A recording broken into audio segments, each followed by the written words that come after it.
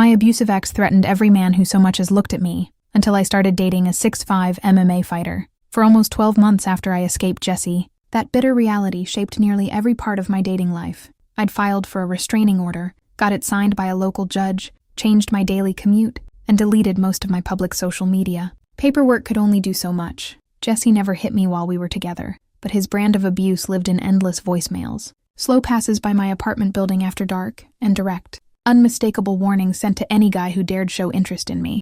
If a coworker bought me a drink after work, Jesse would somehow find his number and leave menacing messages. If someone matched with me on dating apps, they would ghost within 48 hours. Most never told me why. A couple worked up the courage to explain. Some strange man called, told them to stay far away from me, and made vague promises about what would happen if they didn't listen. I grew used to it. I stopped trying to date. I kept my circle small, only really opening up around my best friend Marnie, who worked long shifts as an emergency room nurse. She kept urging me not to let Jesse steal my future, but it was hard to hold on to hope when every small attempt at connection got snuffed out before it even began. I'd walk to my car after sunset with my keys jammed between my fingers, checking over my shoulder every few steps. Safety felt like something other people got to have. I met Kai Voss at a community fundraiser held inside the local mixed martial arts gym. I went there only because Marnie dragged me along, saying I needed to get out of my apartment. The second he stepped into view, it was impossible not to notice. 6.5 feet tall, broad-shouldered, knuckles scarred from years of sparring. He moved with that quiet, weighted stillness many competitive fighters develop. He wasn't loud or cocky the way I expected. He spoke softly, listened when I talked about my graphic design, and didn't push for too much personal information too fast. By the end of that evening, he asked for my number. I hesitated for a long moment before giving it, half expecting Jesse would scare him off just like all the rest. For the first week, I waited for the ghost of my ex to ruin. I checked Kai's texts, watching for signs he'd gotten. He kept asking out, bringing me iced coffee to my office, remembering small throwaway things I'd mentioned. After our third dinner date, sitting across from me at a downtown bistro, I worked up the nerve to tell him about it. I laid out the restraining order, the threatening calls to the way he lingered near my place. My voice shook a little as I braced myself for the usual pullback. Kai's tightened, his large hands folded together. There was no fear in his chin, only hot, unfiltered anger on. He doesn't get to. His tone was steady. If he tries with me, he's not going to get the reactions to. I won't let him in, and I won't let him keep terror. Something light lifted inside my chest. For so long I had felt small, trapped inside. Here was someone who could physically stand up to the threat hanging over my life. I allowed myself to imagine what normal would be like. No more glancing over my shoulder every time a car slowed near. Marnie picked up on my bright mood when we met for brunch. About Kai, about how protected I finally felt. She sipped her juice, her expression thoughtful, instead of beautiful Lila, she warned gently. I get how good safety feels after what survived. But anger that protects can also turn into anger that controls. Guys who are built for fighting don't always know where. I brushed caution aside. It was easy to do. Kai had given me zero reason to doubt him. Jesse had made every man run away, but his ground. To me, that only proved he was. The first crack in that comfortable illusion showed up at night. I was curled up on my couch watching television. Buzzed. An unknown number short message was Jesse. About Kai. He wanted me to understand exactly what he planned to do when he found the MMA fighter who'd story. My heart hit hard in my ribs. Stared at the screen, realizing this was my fight. Two men with very different kinds of rage were now on a collision course. In the middle, I sat frozen on my couch, rereading Jesse's text over and over. The screen cast cold blue light across my living room. My fingers trembled as I forwarded the message straight to Kai. I didn't want to call. Talking out loud would make this whole mess feel far too real. Within 2 minutes, my phone rang. Kai's name popped up. I answered, pressing the device tight against my ear. Did he actually send that? Kai's voice rumbled through the speaker. I could hear movement in the background, the scrape of gym equipment. He was still at his evening training session. Yeah, he knows your name. Somehow he found out everything. My voice wavered. I don't know how he keeps finding these things out. The restraining order is supposed to stop this. Restraining orders are just pieces of paper when someone's crazy enough to ignore them, Kai replied. I could hear the frustration rising in his tone. Don't leave your apartment tonight. Lock every window. I'm going to finish up my last drill and then I'm coming over. I'll stay on your couch, I argued telling him he didn't need to go to that drill. He wouldn't listen. 45 minutes later, Heavy footsteps echoed down my hallway, and a firm knock landed against my front. When I pulled it open, Kai filled the whole door. He'd changed out of his fight shorts, but his knuckles still looked raw from spring. He scanned my small apartment, checking each window and door latch one by one, making sure everything was secure. For the next 3 days, Kai barely left my. He drove me to and from my graphic design, waited in the parking lot while I worked, and slept on my sofa. Part of me felt safe, wrapped inside his imposing. Another quiet piece of me started to feel crowded. I couldn't pop out for coffee alone. Every time I stepped aside, Kai's eyes swept the street, searching for Jessie. Marnie came over after her night shift, her medical bag slung over one. She pulled me into the kitchen while Kai sat in the living room scrolling through. "He's taking over your whole life," she whispered, keeping her voice low. "You wanted freedom from Jessie's role. This feels like another kind of." I pushed back against words. "He's just keeping me safe. Jessie is out there making threats. What else am I supposed to do?" Before Marnie could answer, Kai called from the other room. Jessie had posted something on a local social media group, vague, pointed, taunting that he would find whoever was hiding behind me. Kai tightened. He said he'd handle it. I begged him not to go Jessie. I told him we should save screenshots and bring everything. "Cop low," Kai muttered. "This guy doesn't risk." 2 nights later, over. I'd fallen asleep on the couch. Kai. Loud, sharp banging exploded again. It wasn't bang from fists. Someone was kicking out her frame. I jolted away, hammering. Kai was on instantly. He told me to lock myself in the bedroom and won. Through the thin walls, I heard Jessie's voice, drunk and furious, aim. I fumbled for my phone, hands shaking. Then I heard the deadbolt click. Opened the front door. Chaos erupted, shouting, heavy thuds, scuffling footsteps. I stood in the hallway, paralyzed, phone raised but unable to dial. In the glow of the street lamps through the doorway, I watched Jessie stumble backward. Kai stood on the porch, chest heaving. Jessie spat a curse, scrambled to his car, and dark. Siren distance. Someone from a neighboring unit had already called law enforcement. As the police pulled up, I realized Kai hadn't been defensive. He'd landed blows. The situation I feared most had arrived. Violence had shown up right on my doorstep, and it was he bringing it. Blue and red light flooded my front yard as 2 patrol cars pulled to a stop. Officers climbed out, hands resting near their holsters. My porch was scuffed, a small section of siding dented from the scuffle. Kai stood with his hands raised slightly, trying to explain what had unfolded. I stood beside him, my mind still foggy with shock. Jessie was long gone. He'd vanished before the officers arrived. We gave the police every screenshot, every saved voicemail, every threatening text Jessie had sent. The neighbor gave a short statement, confirming Jessie had been the one kicking the door and shouting threats. Even so, the officer made it clear how messy this was. "Your restraining order is valid," the middle-aged patrol officer told us, flipping through his notebook. "But we can't prove he struck first. Witness only saw the tail end of the fight. If Kai presses charges, Jessie will fight it. And if Jessie files assault against Kai, there's a real chance it sticks. You two need to stay away from direct contact. No chasing him down. No street fight." I left that conversation heavy-hearted. What I'd hoped would feel like deliverance instead felt like a trap. Jessie had gotten away again, and now Kai was exposed to legal risk because of. Back inside my quiet, damaged apartment, tension hung thick in the air. Kai was frustrated, convinced law enforcement had failed. They should lock him. Pacing across my living room floor. "He shows up here terrorizing you and they just take notes. That's not just. I don't want you getting arrested for me," I replied. My voice came out quieter than I intended. "What good would that do? If you end up facing assault charges, I lose the one person keeping me." Kai's expression hardened. He told me I wasn't seeing the full picture. Over the next week, his behavior did. He started checking my phone without asking when I. He questioned every male coworker mentioned. He insisted on knowing my exact location every minute I was out.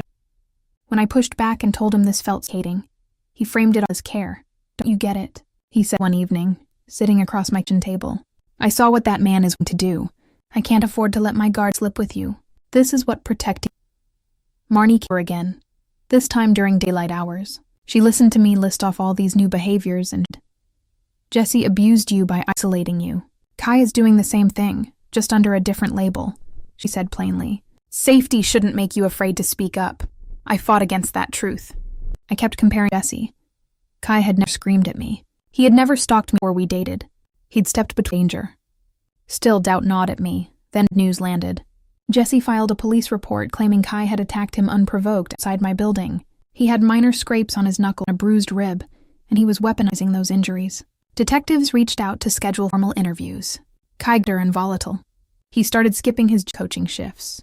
He spent hours ranting about how unfit. One afternoon, I tried to tell him we should step back, slow our relationship down while we sort us. That's ignited him. He didn't shout, but icy. He said I was abandoning him after every me. I stared at him room. For the first time, I saw it clearly. The same ferocity that had shielded me from Jesse could turn on me too. Meanwhile, Jesse was still loose in the world, manipulating the system to turn the tables. I was caught between two men fueled by rage, an easy way out. Detectives wanted to speak to each of us separately. The thought of sitting in a cold police station, recounting every ugly detail of the last year, made my stomach twist. Marnie took time off work to drive me downtown. She sat in the waiting area while I went into the interview room. I laid out every piece of evidence I owned. I showed them the text threads, the voicemail recordings, the timestamps of Jesse driving past my building. I told them about the night Jesse kicked my door down. I also did not hide what Kai had done. I explained that Kai had stepped outside and blows had been exchanged. I told the detective I never asked Kai to fight. I only wanted Jesse to leave me alone. When the interview wrapped up, the detective gave me a grim update. There was not enough evidence to press serious charges against Jesse for the porch incident, thanks to the mutual physical contact. At the same time, the assault complaint against Kai would move forward. It wouldn't automatically lead to jail time, but it could mean fines, probation, and damage to his fighting career. Amateur MMA commissions frowned on outside street violence. When I told Kai the results, he exploded. This time he did raise his voice. He paced my apartment, slamming his palm against the wall hard enough to make picture frames rattle. I risked everything for you, he snapped. I put my reputation on the line. And now you go to the police and you basically admit I threw punches? You might as well have handed Jesse the... I told the truth. I shot back. My own temper flared. I didn't ask you to get into a fist fight on my porch. I begged you not to hunt him down. You made that... The argument dragged on for hours. Kai accused me of being ungrateful. I accused him of losing sight of who the real villain. That night, he packed his gym bag and... He said he needed space. I sank onto my couch alone, overwhelmed. I had wanted safety. Instead, I had two angry men fixed on me, legal trouble hanging overhead, and my whole world. For several days, I changed my locks again, paid for a temporary security camera above my front door. Marnie stayed overnights. Then Jesse reached out to me again, not threats, but with manipulation. He sent a long email pretenders. He said if I convinced Kai to drop any push charges, he would withdraw his assault complaint. He promised he would leave me. I stared at that email. Part of me desperately wanted him. If I could make all this legal chaos vanish, maybe I could catch my breath. Marnie read the message over my shoulder and shut that idea deadly. Lying, he said flatly. He's using his leverage. Once you cooperate, he will go right back to stalking you. He will never say. I knew she was right. Even so, tempting gnawed at me. Kai texted me sporadically those days. Some message apologetic. Others were bitter, still blaming for his predicament. Then one evening, I got a panicked call from one of Kai's gym friends. Kai had tracked Jesse to a local bar on the edge of town. He was heading over to confront him, and this time there would be no witness. If Kai went through with this, he could end up in prison. Jesse could end up badly hurt, and I would be the person at the center of the wreckage. I grabbed my keys and ran out the door, knowing I had to get there before something possible happened. I peeled out of my apartment complex, tires humming against dark asphalt. The bar sat 20 minutes across town. My hands shook on the steering wheel. Every red light felt like an endless delay. My mind spun through worst-case scenarios. Arrests, hospital trips, permanent criminal records. Kai was huge and skilled. In a private fight, Jesse wouldn't stand a chance. But Kai would be the one facing the heaviest consequences. I called Kai repeatedly. It went straight to voicemail. I texted him begging him to stop, telling him this would ruin everything. No reply. I called Marnie while I drove, told her where I was heading. She said she would stay on the line with me the whole way, and she would dial non-emergency police dispatch if I didn't check in within 15 minutes.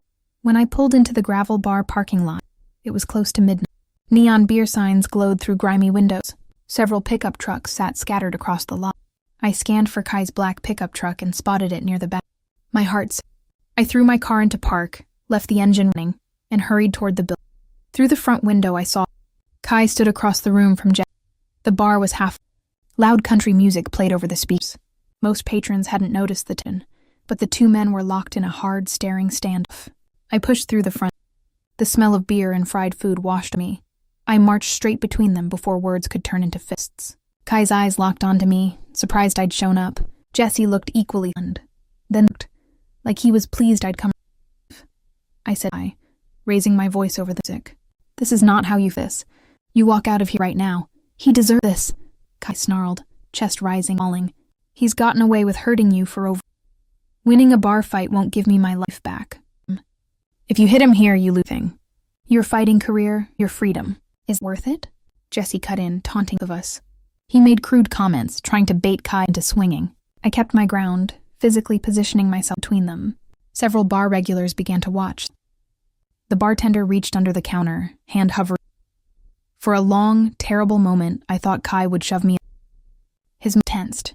His gaze flicked past Jesse, but then his shoulders dropped. The fire dimmed. He swore under his breath, turned, and stormed it. I didn't follow. I fixed my stare on Jesse. My voice was steady, mumbling. Your games are over. Every threat, every manipulation, every attempt to turn people against each other. I have saved every single record. If you keep this up, I will keep pushing the legal system as far as it can go. I am never coming back to you. Stop trying to destroy around me. Jesse's smug expression faded. He muttered an insult, but he got closer. I turned and walked in the lot. Kai was leaning against his truck heavily. He wasn't angry at me anymore. He looked defeated. He knew how close he had come to throwing his. I almost did it, he admitted quietly. I almost take over. Siren in the distance. Marnie had kept her word and the police. I realized that even though we had avoided violence tonight, none of our problems solved. The legal case still hung over us. Jesse was still free. Kai and I still had mountains to work through. We even wanted to try. Whatever happened next, hard truth. I could not rely on another person to rescue me. My safety was my own responsibility. Police arrived at the bar minutes later. I explained what had almost unfolded. Officers spoke with Jesse, Kai, and several bar patrons. Since no blows had landed that night, there was no new arrest. But they warned Jesse formally. They told him any further harassment would lead to immediate arrest. They also reminded Kai that any further physical retaliation would destroy his case. In the weeks that followed, the legal process slowly ground forward. I sat through multiple meetings with victim advocates. I worked closely with the prosecutor's office. I submitted every log, screenshot, voicemail recording I possessed. Kai hired a defense lawyer for the assault complaint Jesse had filed against him. He attended anger management counseling that his attorney recommended. He told me he was doing real work on himself, not just for the court, but for his own sake. We saw each other occasionally, but we didn't jump back into our romantic relationship. There was too much damage, too much hurt, too many blurred lines between protection and control. We talked honestly about what had happened. Kai owned up to his mistake. He acknowledged he had let righteous anger twist into possessive. He admitted he had wanted to be my hero so badly he lost sight of my actual needs. Even so, I could not erase everything that had taken place. Trust could not be rebuilt. Jesse's behavior He stopped sending direct threatening texts. He stopped lingering outside my apartment. At first I worried this was only a lull, that he was planning something worse. My security camera stayed active. I kept checking my rearview mirror drive home. I attended support group meetings for survivors of stalking and emotional abuse, something Marnie had encouraged me to try. Then came the court hearing for the restraining order renewal and for Kai's assault. The courtroom felt cold. Wood paneling, hardshes, low murmurs from other people waiting for their cases to be heard. Jesse showed up with his public defender. Kai sat beside his own legal team. I sat with Marnie in the spectator section, clutching a folder full of evidence. Inside the court, every note. Jesse's long pattern of harassment toward me was laid out. The judge reviewed my records, witness statements from the neighbor and bar patrons. Jesse's story of being an unprovoked victim fell apart under the weight of documentation. The judge renewed my multi-year restraining order. He dismissed the assault charge against Kai, ruling the porch incident had been provoked. But the judge delivered a sharp warning to everyone in the room. Jesse was ordered to complete stalking awareness classes. If he violated the restraining order one time, jail. When the hearing concluded, Jesse walked past. Eyes met. There was no smile this time. A bitter defeat. He turned and left the court. Kai found me out the court building, on the concrete steps beneath gray oaks. He told me he cared for me. He said he had learned so much temper. He wanted to know whether there was any possibility we could try again, slowly, with clear aim. I stood there, breathing in air. All the chaos of the past between us. I knew Kai's genuine remorse, but I also knew how thin the line between protector and threat had been. I could not rush back into romance, not yet. Not when I was rebuilding myself. I had my answer ready, but I hesitated, knowing my choice would change both of us. I stood on the courthouse steps, autumn wind lifting strands of my hair. Kai waited for my reply, his expression open and vulnerable. I thought back to everything that had happened. I thought about the night I first met him, how safe I had felt in his shadow. I thought about the porch fight, the controlling phone checks, the bar parking lot where I had stopped him from destroying his own life. You have done important work on yourself, I said gently. I believe you are different now, but what we went through left deep scars on me. I can't jump straight back into dating you. I need time to heal without the pressure of a romantic relationship hanging over us. Kai's shoulders slumped. Disappointment flickered across his face, but he didn't argue. He told me he understood. He said he would respect whatever pace I needed. We agreed we could stay loose acquaintances, maybe grab coffee every once in a while, but no serious romance for the foreseeable future. My healing came first. In the months that followed, my life slowly returned to something close to normal. Jesse never violated the restraining order. I still stayed alert. I still kept my security camera running, but I stopped compulsively checking over my shoulder every time I walked to my car. I kept going to my survivor support group. I poured energy back into my graphic design projects, took on new freelance clients, redecorated my apartment. I filled my space with things that made me feel grounded, not things that only made me feel protected. Marnie and I still had brunch most weekends. She watched me rebuild, and she told me how proud she was that I hadn't traded one toxic dynamic for another. I dated casually once or twice later on. No grand heroes, no towering fighters, just ordinary men who respected my boundaries, understood my history, and moved at my... I ran into Kai once at the community gym months ago. He was coaching youth MMA classes now. He had cut back on his own competitive fight schedule to focus on teaching kids. We chatted for a few... He told me he was still attending. There was no heavy tension. What we had over, but there was mutual respect left. Neither of us pretended we could go back to the fairy tale safety I once... One quiet evening, I sat out on my apartment balcony as the sun low, painting the sky soft orange. No one stood guard me. No big strong body stood between the world. I held a mug of warm teas. The air cool. I thought about the opening reality that had defined so much of... My abusive ex threatened every man who so much looked at me until I started dating a 6'5". That story did not end with me being swept away by my terror. It ended with me learning that real safety did not arrive wrapped up in someone else's strength. Real safety lived inside my own choices, my boundaries, my own willingness to see people fully, flaws and all. I still carried scars. I still had hard days. But for the first time in a very long while, I felt truly free.